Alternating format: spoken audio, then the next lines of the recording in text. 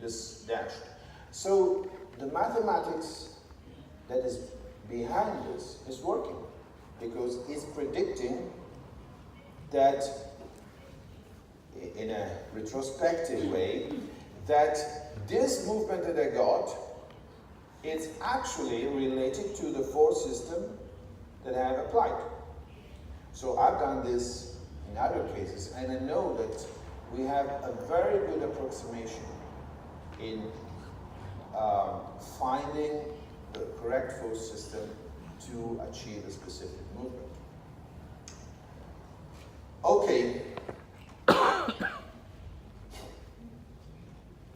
This means that we can predict. We can predict what we get with our mechanics.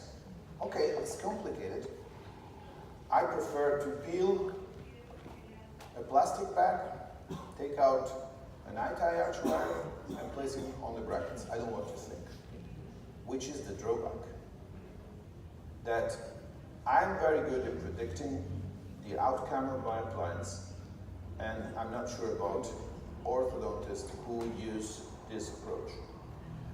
A few years ago, you know, I have, maybe you don't know, well, but I have a Facebook page. Well, I promote my courses in Italy and in Europe.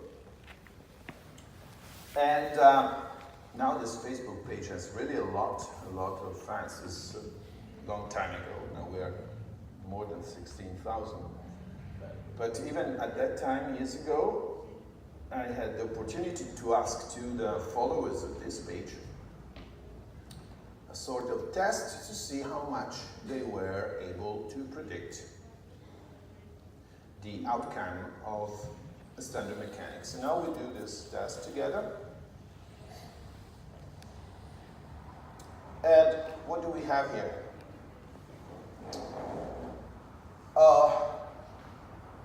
We have a patient with some malalignment in the upper arch, and that's what we're dealing.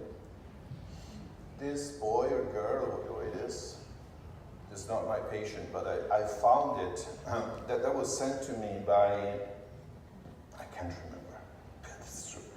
Anyway,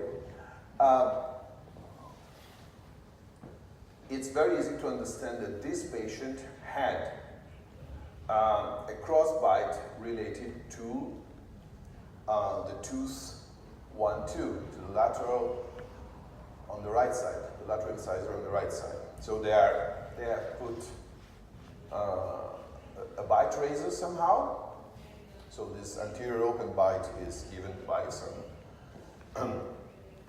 resins that this had on the posterior, and they apply an eye-tie wire, super elastic wire, which is inserted in all the brackets. Okay. Now I'm asking to my colleagues, well, I guess this is very common. Is that a mechanics that seems weird to you or strange? Or you think that this is the normal way to do it? Who thinks that this is normal? I think most of you. Who thinks that this is a crazy way to work? No, I think this is what everyone is told to do. Okay, place the bracket and use a super elastic wire. Now, if we use this, we should be able to predict its effect. I'm a professional orthodontist. I apply this mechanics because I know what it will be its outcome. That's what our patient expect, that we use something that we control very well. I don't think that you would like to go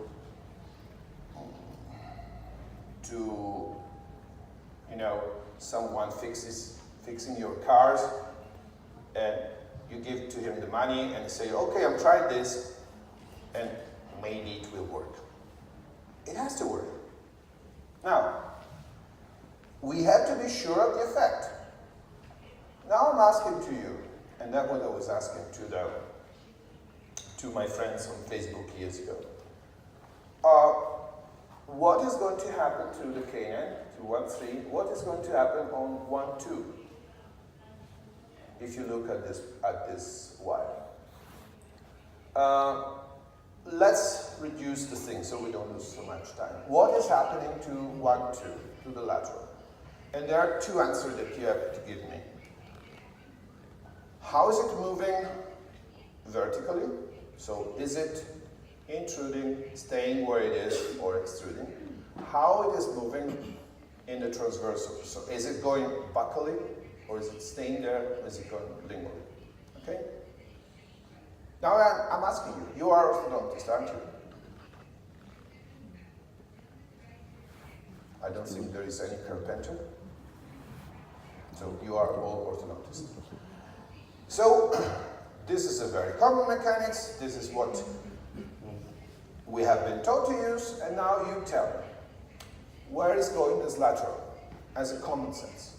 Is it intruding? Is it staying there? Or is it extruding?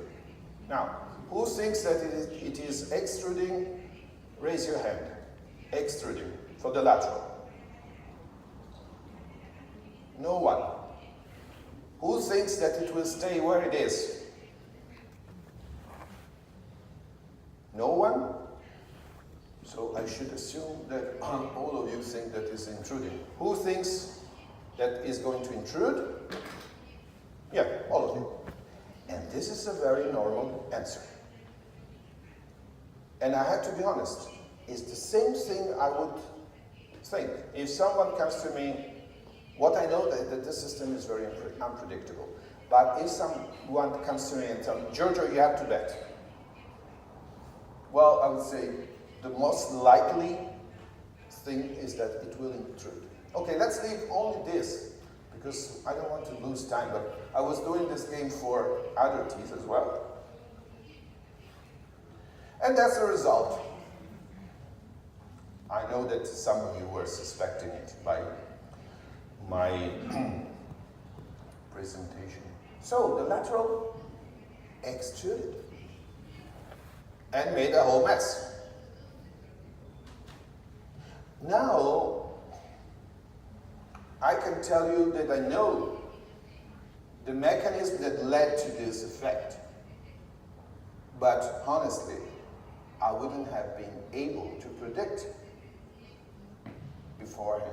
So, the problem is not that we are not very good orthodontists, so we can predict this. The problem is this kind of system is very hardly predictable. It's the system that is too complicated to be understood. Now we have a contradiction. We don't want to study biomechanics. When I say we, it's a general concept that interests the great majority of orthodontists. And at the same time, we want to use a system that is so complex that even those who know a lot of biomechanics have problems to control. Because controlling means predicting. Means I do this because this will happen. And this happens all the time. Because if it happens once and another thing I get something different and another time I get something different, that's not controlling. I mean, it's just launching the dices. So, if you're interested, what we have achieved there is the limit for the binding between the wire and the bracket. And this wire that you see here, we'll go there to draw again.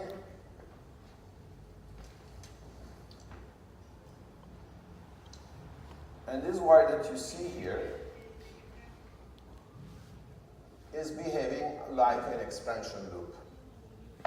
But the expansion is working in this direction. And so we have the extrusion of the lateral. There are biological considerations to do. But honestly, so if this is comforting you somehow, I wouldn't have been able to predict this 100%. I could have said, look, there could be the risk, but maybe you're lucky. But this is not the way we should work. Should we rely on luck for our treatments? I don't think so. Now, I want you to compare this concept to the fact that I was able, in the previous case, to tell you exactly where the line of action of the force was, and that my mistake was a little bit less rotation of the whole group, so that one lateral was moved maybe 1 millimeter more, while I was closing the space of the whole group. There's a big difference. There's a big difference. And the difference is given by the fact that that force system is very simple, so that I can analyze and understand it, while this is much more complicated. So it's to a level of complication, of complexity, sorry, that it doesn't allow any orthodontist to understand it so well that can make up a 100% prediction of the outcome.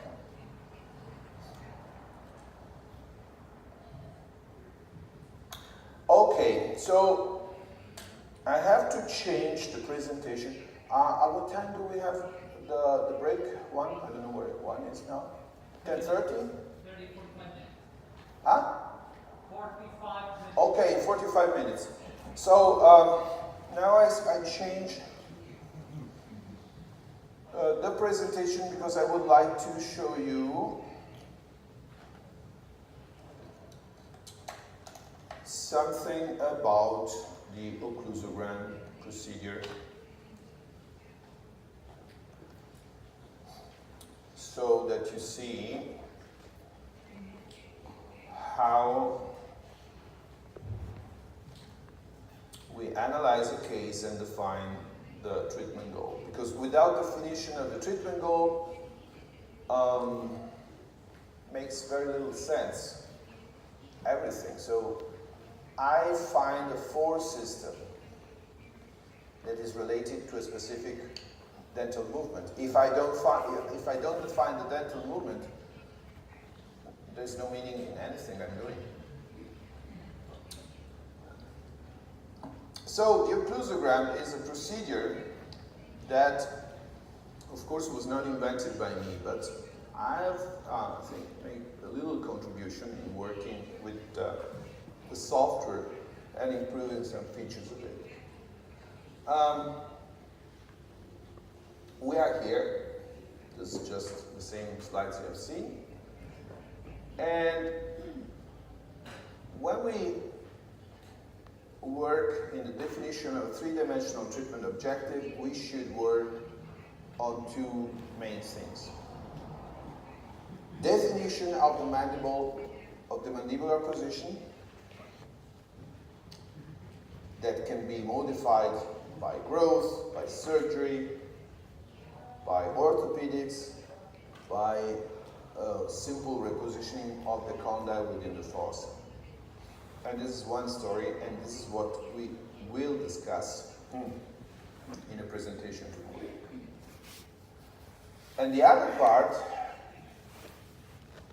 this first part of the definition of the mandibular position applies to some cases, but not to all of them. In most of the cases, we just accept the habitual occlusion and the habitual position as it is at the beginning of the treatment.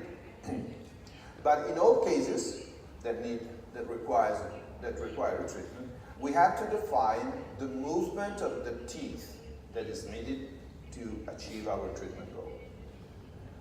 And this is done with the occlusogram. So tomorrow we'll discuss also a little bit of the mandibular repositioning. So the occlusogram was firstly used by York. This is the first report we have of its use. And York was using it to work in its studies about growth, and not very much